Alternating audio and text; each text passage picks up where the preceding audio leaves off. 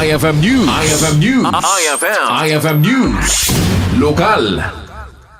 Bimisita dagiti opisyal ken faculty members iti Eastern Visayas State University wenno EVSU Tanawan Campus iti MMSU idi napalabas nga aldaw tapno makipaset da iti knowledge exchange sessions activities kadagiti kakadwada iti MMSU iti benneg ti research extension ken product development ken commercialization. Nagpatulong dagiti bisita nga indalwan ni EVSU Tanawan Campus Director Dr. Sheldon Ives Agaton iti courtesy call iti opisina ti presidente ti MMSU. Nabara ti panangawat kadakwada ni Dr. Nathaniel Alibuyog, Vice Presidente para iti Research, Development and Innovation.